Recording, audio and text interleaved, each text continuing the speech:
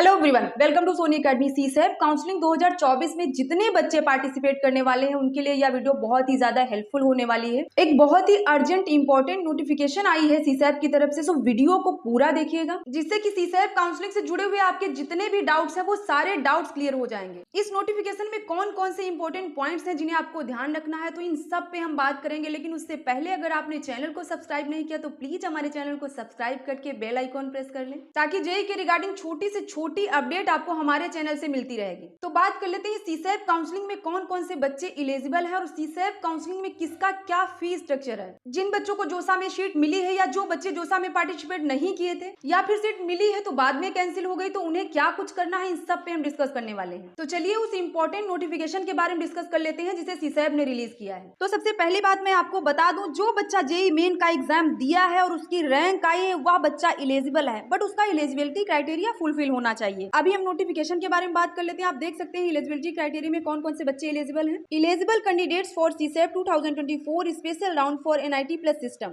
तो चलिए बात कर लेते हैं कौन कौन से बच्चे सीसेप काउंसलिंग 2024 के लिए एलिजिबल हैं। Type 1 candidates who did not register in जोसा 2024 rounds but are eligible as per the eligibility criteria. ऐसे बच्चे जिन्होंने जोसा में रजिस्ट्रेशन नहीं किया था फिर भी एलिजिबल हैं। Type 2 candidates who have participated in जोसा 2024 but have not been allotted any seat. जिन बच्चों ने जोसा काउंसलिंग में पार्टिसिपेट तो किया बट उनको सीट अलॉट नहीं हुई वो भी एलिजिबल हैं। Type 3 candidates who have participated in जोसा 2024 and have been allotted seats but cancel due to non payment of SAF. मतलब सीट तो मिली बट कैंसिल होगी क्योंकि आपने एसएएफ पे नहीं किया, फिर भी आप सीसेप के लिए एलिजिबल हैं। Type 4 candidates who have exercised the exit option during जोसा 2024। जिन बच्चों ने एग्जिट का ऑप्शन चूज किया वो भी एलिजिबल हैं सीसेप काउंसलिंग के लिए। टाइप 5 ऐसे बच्चे जिनको आईआईटी की सीट तो मिली लेकिन वो बाद में कैंसिल हो गई क्योंकि उनके डॉक्यूमेंट का वेरिफिकेशन नहीं हो पाया, या फिर आपने विड्रॉल कर लिया या फिर आपने एडमिशन ले लिया, फिर भी आप सीसेप के लिए एलिजिबल हैं। बट यह है कि राउंड 5 में आईआईटी विड्रॉल नहीं होती, राउंड 4 तक ही होती है। तो अगर आपने आईआईटी की सीट ले ली है तब भी आप एलिजिबल हैं। लेकिन मेरा पर्सनल रिकमेंडेशन है कि आप ये चीज मत करिएगा, आप आईआईटी की सीट खराब मत करिएगा क्योंकि इसके बाद तो इनकी काउंसलिंग होती नहीं, क्योंकि सीसेप में केवल एनआईटी, ट्रिपल आईटी, जीएफटीआई मिलता है वैकेंट सीट पे। टाइप 6 की बात कर लेते हैं। Candidates who have participated in जोसा 2024 and have been allotted seat in NIT plus system and have already secured admission at the allotted institute by paying the SAF and PF.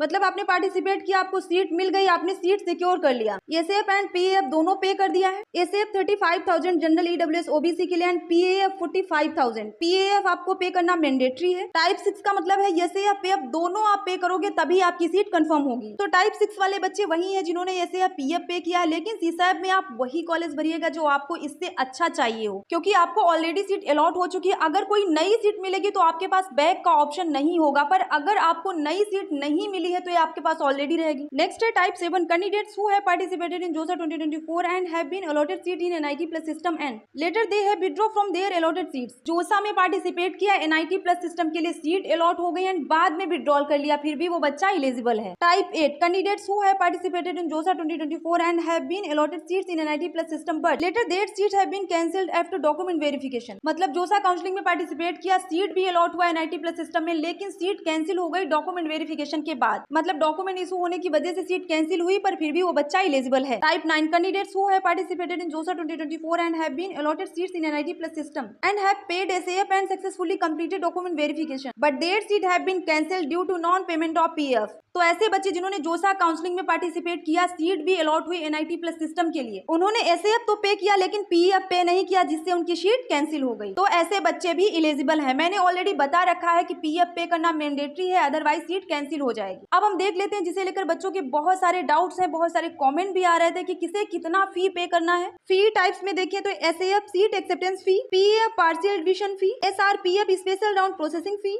If 1 institute admission fee, SREF special round enrolment fee and IF2 institute admission fee. तो आप देख सकते हैं type 1 से लेकर type 5 तक यहाँ पर नील है क्योंकि यहाँ पर बच्चों ने पे ही नहीं किया है। टाइप 5 में जो बच्चे आईआईटी वाले उन्होंने पे किया हुआ था बट उन्हें लगेगा 45,000 क्योंकि आपको एक आईआईटी की सीट मिली होती, मतलब आपने एक सीट खराब की हुई है। हाँ, जिन बच्चों को डॉक्यूमेंट वेरिफिकेशन के टाइम कैंसिल हो गई तो उनका एसएएफ रिफंड हो जाएगा टाइप 5 वाले बच्चों का, बाकी सबका यहाँ नीचे एडजस्ट हो जाएगा। ये आपका 45,000 रुपीज जनरल ईडब्ल्यूएस ओबीसी वाले बच्चों के लिए और SC ST PWD वाले बच्चों के लिए 25,000। टाइप 6 में वो बच्चे थे जिन्होंने जिन्होंने SAF PF दोनों पे किया था उनके 75,000 रुपीज यहाँ पे एडजस्ट हो जाएंगे। लेकिन यहाँ पर आपके दिमाग में एक और डाउट आ रहा होगा कि SAF 35,000 एंड PF 45,000, तो यहाँ पे 80,000 होना चाहिए। तो यहाँ पे आपके 5,000 रुपीज कटे जोसा प्रोसेसिंग चार्ज के। तो यहाँ पे आपकी CSAF काउंसलिंग प्रोसेसिंग फीस 5,000 लीज आ रही है और इधर आपका 32,500 एडजस्ट हो जा रहा है। और जो आपका IF2 है वो ओनली टाइप 6 वाले बच्चों को पे नहीं करना है, बाकी सभी को करना है। टाइप 7 में 28,000 क्योंकि आपने विड्रॉल किया हुआ था 7,000, उसका कटकर 17,000 यहाँ पे एडजस्ट हो जाएगा। वैसे यहाँ पर 14,500। टाइप 8 में 30,000, तो यहाँ आपका 15,000 लगेगा और इधर 12,500। टाइप 9 में आपका PF पे नहीं किया था तो विड्रॉल माना जाएगा, यहाँ पे आपको 17,000 और इधर पे 14,500 पे करना होगा। तो ये आपका फीस स्ट्रक्चर आपको समझ में आ गया होगा। अब यहाँ पर आप देख सकते हैं अगर कोई बच्चा SC ST PWD से जनरल EWS में कन्वर्ट हुआ है तो उसे ये 17,500 पे करना होगा। जो आपका IF2 है उन्हें 35,000 रुपए पे करना होगा जनरल EWS OBC NCL को, एंड SC ST PWD को 12,500 पे करना होगा। लेकिन जो आपका IF2 है वो टाइप 6 वाले बच्चों को पे नहीं करना है, बाकी सबको करना है। ये पैसे आपके एडमिशन में एडजस्ट हो जाएंगे। तो इसमें आपको स्टार्टिंग में फीस देना होता है 45,000 और सीट मिलने के बाद 35,000 जनरल EWS OBC के लिए, एंड SC ST PWD के लिए 12,500 देना पड़ता है, ये आप ध्यान रखिएगा। तो आपके पैसे तो लगते हैं पर ये आपके पैसे एडजस्ट हो जाते हैं एडमिशन फीस में। हाँ, एक बात और, अगर आपको CSAF राउंड 1 में अलॉटमेंट होता है तो आप surrender and not participating in round 2 करते हैं तो आपके 7,000 कट के बाकी के पैसे आपको रिफंड हो जाएंगे। बट अगर आपको राउंड 2 में सीट मिलेगी तो आपको लेना ही पड़ेगा। तो ये थे CSAF की तरफ से जारी किए गए नोटिफिकेशन के कुछ इंपॉर्टेंट पॉइंट्स। बाकी किसी को कोई डाउट है, कुछ पूछना है तो आप वीडियो के नीचे कमेंट में लिख सकते हैं। अभी के लिए इतना ही, पर जिन लोगों ने अभी तक चैनल सब्सक्राइब नहीं किया प्लीज चैनल को सब्सक्राइब करके बेल आइकन प्रेस कर ले। साथ ही आप हमारे टेलीग्राम चैनल को भी ज्वाइन कर सकते हैं, उसका भी लिंक आपको डिस्क्रिप्शन में मिल जाएगा। वहां से भी सारी अपडेट आपको मिलती रहेगी। तो टेलीग्राम चैनल का भी लिंक आपको डिस्क्रिप्शन में मिल जाएगा, तो जाइए हमारे टेलीग्राम चैनल को भी ज्वाइन कर लीजिए। मिलते हैं नेक्स्ट वीडियो में। Thanks for watching.